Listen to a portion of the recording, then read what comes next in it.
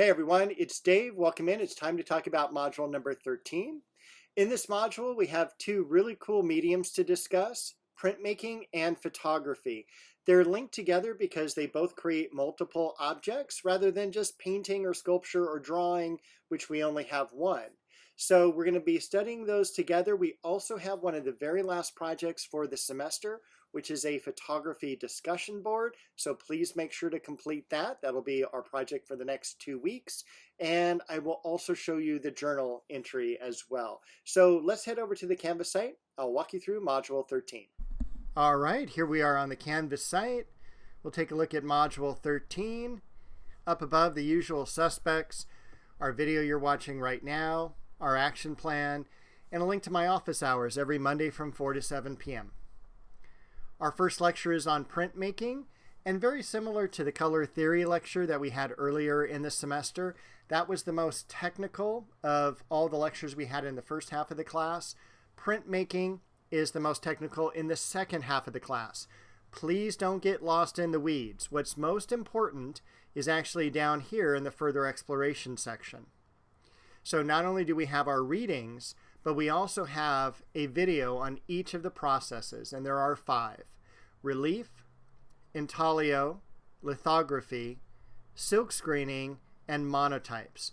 Please make sure to watch each and every one of those. That will help you out tremendously as far as understanding this medium and how it works. The second lecture is on photography, which is also a really cool medium to discuss. And I only do, mostly black and white photography. So we've got our lecture, study guide, and then the further exploration section. So we've got some readings here, a link to Sally Mann's website, who I think is our best living photographer. Some important videos, how daguerreotypes are made. This is essential.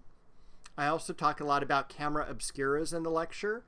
This is how to create one, and so it's really important to watch that.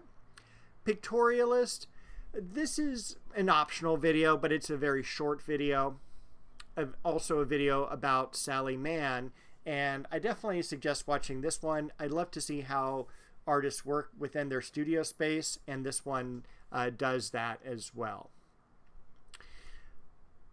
2 other things we need to do. One is our journal entry. The journal this week is a little bit different. What I'd like you to do is to go out and shoot some photographs.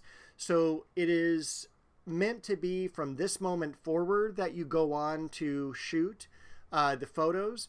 Do not look back in your camera roll and try to find something that meets the requirements. You're going to choose 5 of the options below. These are them here. And then place 1 photo on each page. So you're going to be submitting 5 pages, 1 photo per page, and then the following information. Besides the photo, each photo needs to be captioned. Tell me which category it fulfills, such as non-objective, architecture, landscape, and so on.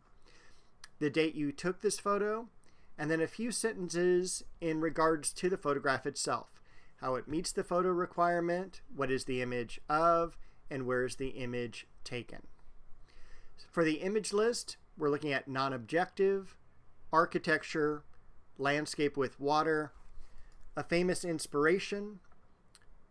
In terms of the photographers, you'll see a lot of photographers in the lecture. Colors, contrast, candid, public artwork, perspective, favorite spot, and food. Okay, so those are your 12 categories. Choose 5 only. Do not submit all 12, only 5.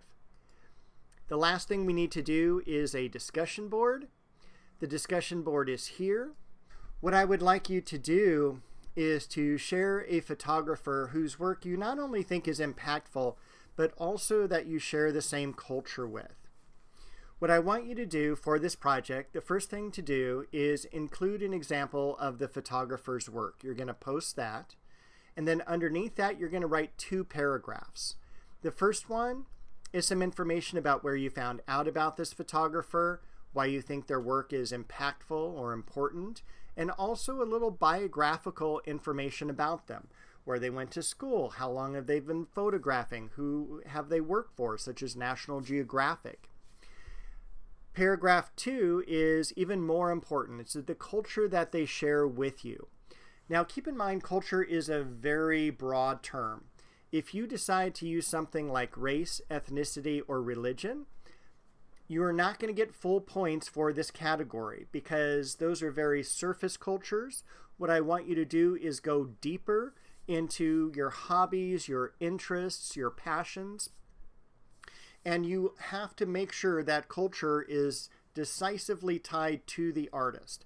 For instance, just because they take a picture like this, where you could say, hey, this person's worried about environmental issues, you really have to go a little bit beyond that and prove it. For instance, that they do beach cleanups or that they pay money to support climate change projects, things like that. And as far as you are concerned as well, you also want to provide support for your side. Saying that you want a clean environment is a little bit too universal. So for instance, in my student example, they go on and talk about how they are an environmental studies major, things like that. Always think about your hobbies and your interests. Think about your friend group because your friend group is very much like you. You're going to have the same interests. And so that's a good jumping off point as well. No matter what you're interested in, there is a photographer that deals with that, I will guarantee you. For the grading, 5 points for your choice of photographer. It cannot be anyone from the lecture. 10 points for the paragraph about the photographer in terms of paragraph 1, where you found out about them biographical information.